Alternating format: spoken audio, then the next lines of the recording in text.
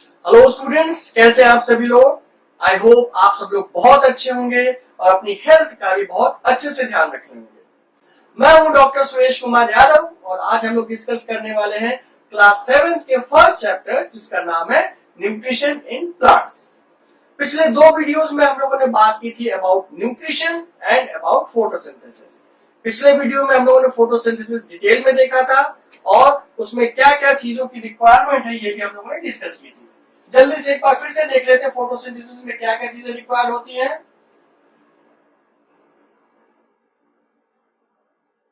Photosynthesis में पहली चीज जो रिक्वायर होती है वो होती है sunlight,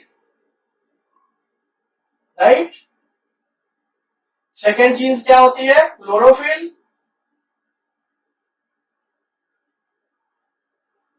then carbon dioxide and then water. ठीक है, एक बार इक्वेशन भी देख लेते हैं। फोटोसिंथेसिस में क्या हो रहा होता है? CO2 plus H2O to form C6H12O6 plus H2O plus O2। ठीक है, तो इसको अगर बैलेंस कर दे तो यहाँ 6 हो जाएगा, यहाँ 12 हो जाएगा, यहाँ 6 हो जाएगा, यहाँ पर 6 हो जाएगा, राइट। ठीक है, तो अगर हम इक्वेशन की बात करते हैं तो यहाँ पर कार्बन डाइऑक्साइड का इन्वॉल्वमेंट है, वाटर का इन्वॉल्वमेंट है, ग्लूकोज का फॉर्मेशन हो रहा है, 6CO2 और 6O2 भी एटमॉस्फेयर में रिलीज होते हैं। पिछले वीडियोस में हम लोग ने डिस्कस किया था कि अलग अलग फैक्टर्स के अलग अलग टेस्ट, जैसे सनलाइट कैसे चेक करेंगे, क्लोरोफिल रिक्वायर्ड है ये कैसे टेस्ट करेंगे, वाटर रिक्वायर्ड है एंड सो ऑन। आज हम लोग मेन एम्फेसिस देंगे ऑन यूटिलाइजेशन ऑफ CO2। आखिर CO2 प्लांट कैसे यूटिलाइज कर पाता है और उसको कैसे फिर फोटोसिंथेसिस में कन्वर्ट, फोटोसिंथेसिस की हेल्प से वो कन्वर्ट कर पाता है, राइट।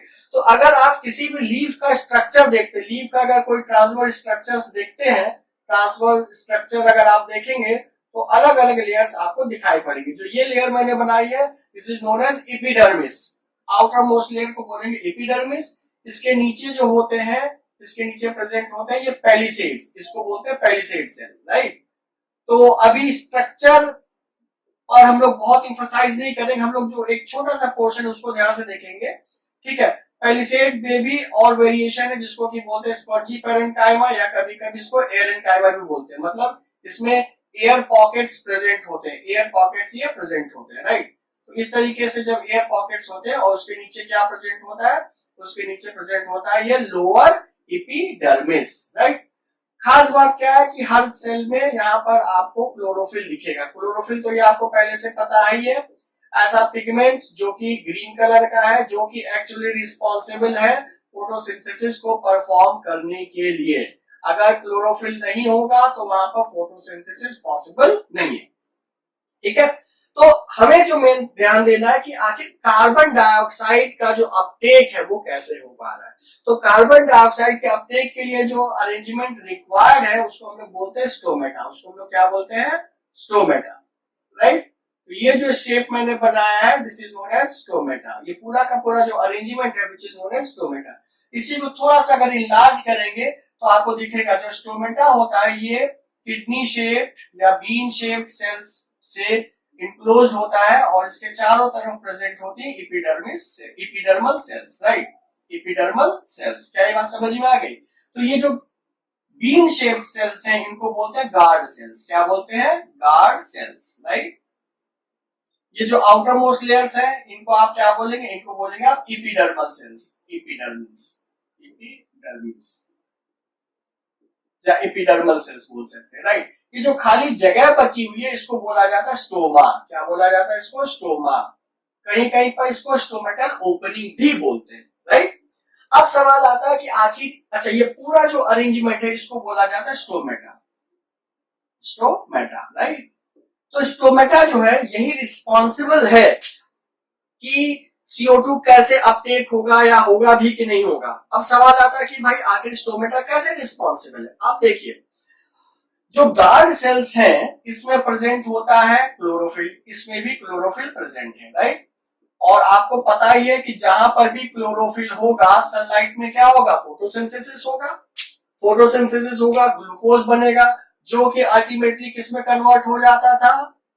स्टार्च में, याद आया कि नहीं याद आया, है ना।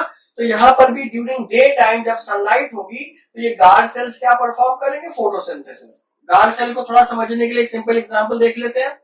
आप जब भी शादी ब्याह में जाते हैं तो जो मैरिज हॉल होता है उसके बाहर दो पहलवान देखे नहीं होते हैं, भाला लेके खड़े होते हैं, है ना, बिना परमिशन के आप नहीं जा सकते, ऐसा वो प्रिटेंड करते हैं। सेम चीज यहाँ पर भी है कि ये गार्ड सेल्स है, ये स्टोमा है, उसको प्रोटेक्ट कर रहे हैं, तो इनकी परमिशन के बिना कोई अंदर नहीं जा पाएगा। इसको आप लाइटर नोट पर ऐसे याद कर सकते हैं। एनीवे, तो गार्ड सेल क्या करते हैं कि जब भी सनलाइट पड़ेगी तो गार्ड सेल परफॉर्म करेंगे फोटोसिंथेसिस। फोटोसिंथेसिस होगा तो ग्लूकोज बनेगा और अल्टीमेटली स्टार्च बनेगा। तो कहने का मतलब यहाँ पर बहुत सारा जो है वो स्टार्च क्या हो जाएगा, जमा हो जाएगा। तो जब बहुत सारा स्टार्च होगा तो अगल बगल की सेल से यहाँ पर वाटर जो होगा वो एंटर करेगा। क्या एंटर करेगा, वाटर। क्यों, क्योंकि स्टार्च अंदर ज्यादा है ना। अब आप देखिए जो गार्ड सेल्स होती है उनका जो शेप होता है बड़ा यूनिक है। अंदर की जो वॉल्स होती है वो थिक होगी, बाहर की वॉल्स क्या होती है, थिन होती है। तो अगर आपका हाथ स्वेल कर जाए, सूज जाए, तो क्या होगा, क्या आपका हाथ ऐसा सीधा रहेगा, नहीं, ऐसा होगा। तो ये दोनों हाथ अगर स्वेल कर जाएंगे तो क्या होगा, हाथ ऐसे ही तो हो जाएगा, मतलब यहाँ ओपनिंग प्रेजेंट हो जाएगी, है ना। तो जब ये फोटोसिंथेसिस होता है तो यहाँ पर स्टार्च ज्यादा हो जाता है। एज ए रिजल्ट बाहर वाली सेल से जो वाटर अपटेक हो जाता है तो सेल्स स्वेल कर जाते हैं। इस स्वेलिंग स्टेट को क्या बोलते हैं, टर्जिड कंडीशन। क्या बोलते हैं, टर्जिड, TURGID, टर्जिड कंडीशन। या सिर्फ टर्जिड बोलने से भी काम चल जाएगा, ठीक है। टर्जिड कंडीशन क्या होगी, हम आपको एक सिंपल एग्जांपल देते हैं। किशमिश है घर में, उसको आप एक कटोरी पानी में डाल दीजिए, रात में डालेंगे, सुबह देखेंगे क्या होगा, वो एकदम टर्जिड हो चुका होगा, फूल चुका होगा ऐसे, राइट। तो जब फूल जाता है तो उसको क्या बोलते हैं, टर्जिड कंडीशन। जब ये फूल जाएगा, स्वेल कर जाएगा, तो क्या होगा, जो ओपनिंग है ये ओपन हो जाएगी, जो स्टोमा है वो ओपन हो जाएगा। As a result carbon dioxide बाहर से अंदर जा सकता है। And at the same time देखिए जो 6CO2 बन रहा, 6H2O बन रहा था, ये वापस लिबरेट हो सकता है। और साथ साथ और क्या लिबरेट होगा, ऑक्सीजन भी लिबरेट होगा। तो ये एटमॉस्फेयर में रिलीज हो जाएगा और ये कार्बन डाइऑक्साइड का अपटेक हो जाएगा, है ना। अब आपको एक सवाल पूछ सकते हैं कि भाई ये वाटर क्यों निकल रहा है, एक्सेस में इसलिए निकल रहा है। आप लोगों ने देखा भी होगा कि पेड़ के नीचे अगर आप बैठे आपको ठंडक का एहसास होता है। क्यों, कहां से ठंड आ रही है, यही तो वाटर वेपर है जो आपको ठंडा ठंडा फीलिंग देता है ना। अब सवाल आता है कि ये जो निकल रहा वाटर, इस फिनोमिनन को क्या बोलते हैं। तो इस फिनोमिनन के लिए जो टर्म यूज हुआ है which is known as transpiration. क्या यूज हुआ टर्म, ट्रांसपीरेशन, राइट। अब ट्रांसपीरेशन क्या होता है, देखिए ट्रांसपीरेशन होता है कि जो एरियल पार्ट्स ऑफ प्लांट है। अब एरियल का मतलब भाई ये प्लांट है, कुछ तो रूट्स होंगी जमीन के नीचे और बाकी जमीन के ऊपर, यही तो हो गया। तो जमीन के ऊपर जो भी होगा उसको आप बोलोगे एरियल पार्ट्स, ठीक है। तो जब the loss of water in form of water vapour through the aerial parts is known as transpiration, ठीक है। वाटर वेपर्स, ड्रॉपलेट्स नहीं, वाटर वेपर्स, ठीक है। तो वाटर वेपर्स जो बन रहे हैं उसकी फिनोमिनन को क्या बोलेंगे, उस लॉस को क्या बोलेंगे, किस फिनोमिनन से होता है, with the help of transpiration, ठीक। अब देखिए ट्रांसपीरेशन तो हो रहा है, लेकिन जो स्टोमेटा का नंबर है, अपर एपिडर्मिस और लोअर एपिडर्मिस, क्योंकि ये भी एपिडर्मिस है ना, तो इन दोनों में नंबर का डिफरेंस है। लोअर सरफेस पर ज्यादा स्टोमेटा प्रेजेंट रहेंगे। क्यों रहेंगे ये भी समझ लीजिए। भाई आखिर ट्रांसपीरेशन से प्लांट को फायदा क्या है, ट्रांसपीरेशन से प्लांट को फायदा है कि जब जितना ज्यादा ट्रांसपीरेशन होगा प्लांट को कूलिंग इफेक्ट मिलेगा। प्लांट अपने आप को ठंडा रखने के लिए ट्रांसपीरेशन करता है, ठीक है। मान लीजिए लीफ है, सरफेस पर बहुत ज्यादा अगर स्टोमेटा होंगे तो क्या होगा, इधर सन है, खूब सारी लाइट पड़ेगी, यहाँ से खूब सारा ट्रांसपीरेशन कर देंगे।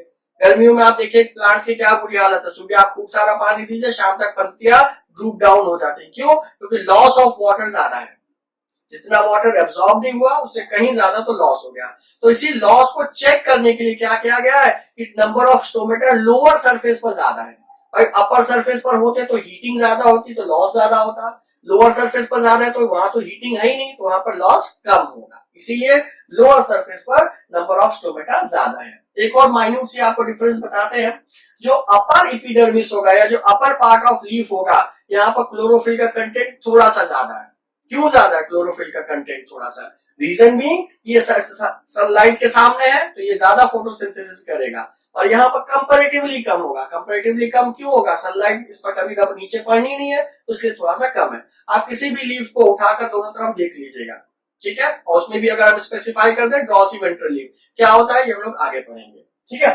तो अभी आप लोगों ने जो स्टोमेटा के बारे में पढ़ा, आई होप आपको समझ में आया होगा। क्विकली एक बार फिर से देख लेते हैं भाई। फोटोसिंथेसिस आपको पहले ही पता है कि फोटोसिंथेसिस क्या है, it is a anabolic process. फिर से रिवाइज करा देते हैं। एनाबॉलिक का मतलब सिंपल सब्सटेंस से मिलकर क्या हो रहा है, कॉम्प्लेक्स सब्सटेंस बन रहा है, ठीक है। यहाँ पर जो कार्बन डाइऑक्साइड का अपटेक है ये कौन रेगुलेट करेगा, ये रेगुलेट करेगा स्टोमेटा। स्टोमेटा क्या होता है, एक ऐसा अरेंजमेंट जिसमें कि दो गार्ड सेल्स है और एपिडर्मल सेल्स है और बीच की खाली जगह को कहा गया स्टोमेटा। ड्यूरिंग डे टाइम क्या होता है कि गार्ड सेल्स में प्रेजेंट होते हैं क्लोरोफिल। ड्यूरिंग डे टाइम में वो करेंगे फोटोसिंथेसिस। जब फोटोसिंथेसिस करेंगे तो वहां पर क्या बनेगा, वहां पर बनेगा ये जो बना है ये क्या है, स्टार्च। क्या है ये, स्टार्च। तो जब स्टार्च ज्यादा होगा तो सराउंडिंग सेल से वाटर एब्सॉर्ब करेंगे। जब वाटर एब्सॉर्ब हो जाएगा तो सेल क्या हो जाएगा, फूल जाएगा, क्या हो जाएगा, टर्जिड हो जाएगा। जैसे ही वो टर्जिड हो जाएगा तो स्टोमेटा ओपन या स्टोमा ओपन हो जाएगा, गैसेस एक्सचेंज हो सकता है। रात में क्या होता है, देखिए रात में फोटोसिंथेसिस तो हो नहीं रहा है, तो जब फोटोसिंथेसिस नहीं हो रहा है तो स्टार्च भी नहीं बनेगा। जब स्टार्च नहीं बनेगा तो जो पानी एब्सॉर्ब हुआ था वो वापस से निकल जाएगा। वही जो किशमिश आपने रखी थी आप उसको धूप में रख दीजिए तो सारा पानी बाहर निकल जाएगा, फिर से पिचक जाएंगे। जब पिचक जाएंगे तो क्या होगा, स्टोमेटा क्लोज हो जाएगा। जब स्टोमेटा क्लोज हो जाएगा तो क्या कार्बन डाइऑक्साइड अंदर जा पाएगा, नहीं जा पाएगा, तो फोटोसिंथेसिस नहीं होगा। That means during day time में फोटोसिंथेसिस होने के लिए रिस्पॉन्सिबिलिटी क्या है, स्टोमेटा की, क्योंकि ये कार्बन के जो मूवमेंट है उसको फैसिलिटेट करता है। इन द मीन टाइम हम लोगों ने ट्रांसपिरेशन के बारे में भी समझा। ट्रांसपिरेशन क्या है, जो वाटर का लॉस है from the aerial parts of plant in form of water vapour is known as transpiration. Transpiration होता क्यों है, प्लांट अपने आप को ठंडा रखने के लिए ये मैकेनिज्म करता है, राइट। तो स्टूडेंट्स आई होप आपको ये जो स्टोमेटा का वीडियो है, ये जो इस वीडियो में हम लोगों ने स्टोमेटा के बारे में पढ़ा वो आपको समझ में आया होगा। समझ में आया है तो आप इससे रिलेटेड क्वेश्चन सॉल्व कीजिए, ठीक है। सॉल्व हो पा रहे अच्छी बात है, नहीं सॉल्व हो पा रहे तो आपको जो प्रॉब्लम होगा कमेंट सेक्शन में भी बता सकते हैं, ठीक है स्टूडेंट्स। तो हम लोग मिलते हैं नेक्स्ट वीडियोस में सब्सिक्वेंट टॉपिक्स के लिए। Till then stay fit and stay healthy.